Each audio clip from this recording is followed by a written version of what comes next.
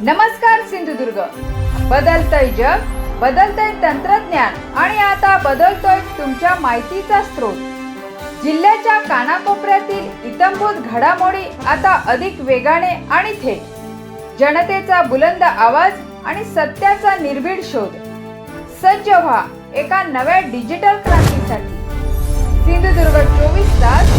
नवी ओळख, नवी ताकद, नवा प्रवास, नव्या जोमाने.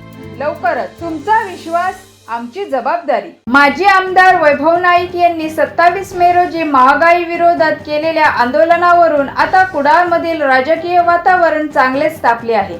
या आंदोलनाविरोधात शिवसेना शिंदे गट तालुका प्रमुख विनायक राणे यांनी पोलिसांना दिलेल्या पत्रामुळे गुन्हा दाखल करण्यात आला आहे.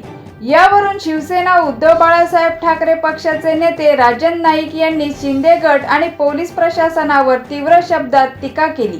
कालच्या 27 तारीख रोजी सकाळी बुधवार माजी आमदार वैभव नाईक यांच्या नेतृत्वाखाली जनतेच्या प्रश्नासाठी रस्त्यावर उतरून आंदोलन करण्यात आलं. महागाईच्या विरोधात इंधन दरवाढ, गॅस दरवाढ, इतर महागाई असं आंदोलन करत असताना शिंदे गटाचे तालुका प्रमुख यांनी जनतेसाठी आंदोलन करतायत म्हणून आमच्या विरोधात पोलीस स्टेशनमध्ये पत्र देऊन गुन्हा दाखल करण्यासाठी त्यांनी पत्र देण्यात आलेलं आहे.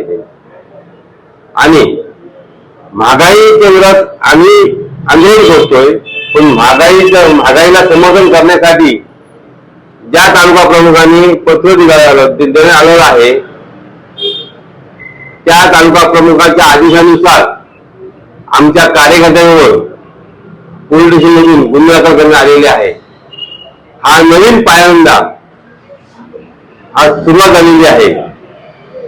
पोलिसांचे सल्लागार म्हणून जे तालुका प्रमुख शिंदे गटाचे पत्र देऊन गुन्हे दाखल होतात असं असेल तर ह्यापुढे हा पायंडा चालू राहणार आणि जनतेच्या प्रश्नासाठी आंदोलन करायचं नाही काय असा आमचा माणूस हे शिंदे गटाचे तालुका प्रमुख पदाधिकारी करत आहे.